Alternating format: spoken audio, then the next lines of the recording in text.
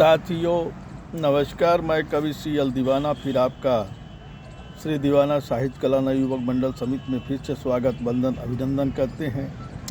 तो साथियों आइए इसी खुशी में एक कविता सुनते हैं जो आज पूरे देश में जाम की स्थिति कायम है। महानगरों से लेकर प्रदेश के जिलों में, संभागों में, गलियों में, चौराहों में जाम की स्थिति बनी रहती है। हमेशा लोग जाम में फंसते रहते हैं। ये ऑटो रिक्शा वाले, ई रिक्शा वाले और साइड बाय साइड खड़े 4 व्हीलर वाहनों से जाम लग जाता है।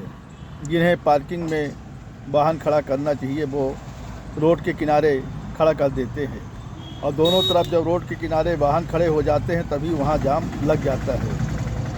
इससे निजात पाने के लिए यातायात के नियमों का पालन करना चाहिए।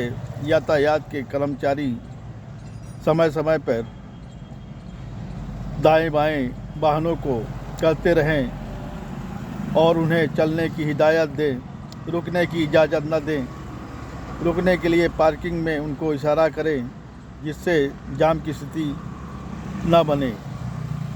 स्कूलों कॉलेजों का समय पूरे जाम में फंस जाते हैं। छात्र छात्राएं भी बड़े मुश्किल में होते हैं जिन्हें जाम से निजात पाते हैं।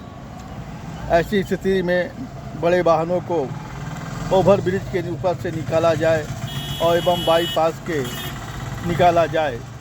स्कूलों और कॉलेजों की छुट्टी के समय ये विशेष ध्यान दिया जाए।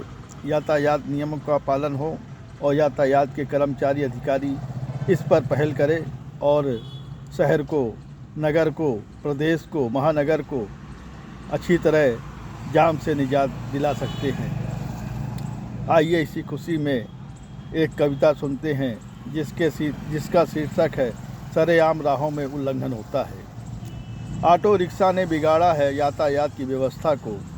ऑटो रिक्शा ने बिगाड़ा है यातायात की व्यवस्था को, इसलिए हर चौराहे की गलियों में जाम लगता है। ऑटो रिक्शा ने बिगाड़ा है यातायात की व्यवस्था को, इसलिए हर चौराहे की गलियों में लगता है जाम। कानून व्यवस्था का होता है सरेआम राहों में उल्लंघन।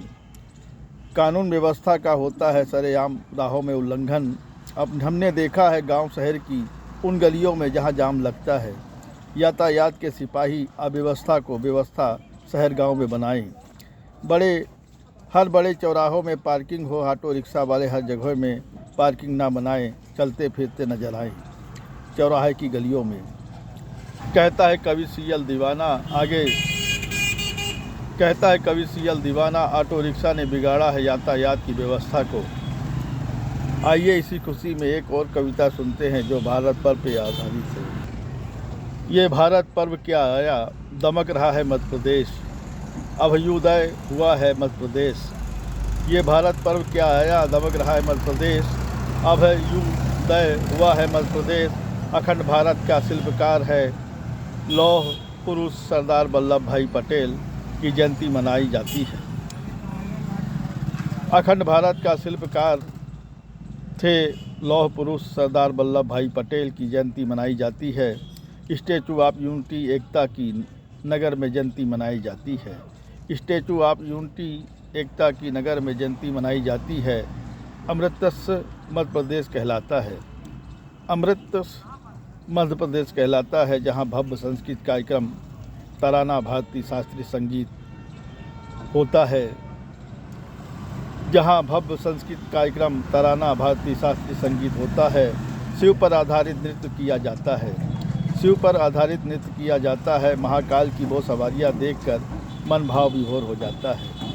महाकाल की वो सवारियाँ देखकर मन भाव विभोर हो जाता है। विभिन्न लोक नृत्यों की प्रस्तुतियाँ भी देखने को मिलती है। विभिन्न लोक नृत्यों की प्रस्तुतियाँ भी देखने को मिलती है जहाँ मन भाव विभोर हो जाता है। जहाँ मन भाव विभोर हो जाता है। नर्मदा आरती का क्या है कहना, नर्मदा आरती का क्या है कहना, जहाँ लाखों दीप एक साथ जलकर अपनी आभा के साथ दीप जलाते हैं। नर्मदा आरती का क्या है कहना, जहाँ लाखों दीप एक साथ जलकर अपनी आभा के साथ दीप जलाते हैं। हस्त शिल्प कहलाने वाले प्रदर्शनी भी होती है। हस्तशिल्प कलाओं का प्रदर्शन भी होता है जो देखने योग्य होता है। कहता है कवि सियल दीवाना, कहता है कवि सियल दीवाना, ये भारत पर्व क्या आया, दमक रहा है मध्य प्रदेश। ये भारत पर्व क्या आया, दमक रहा है मध्य प्रदेश, दमक रहा है मध्य प्रदेश।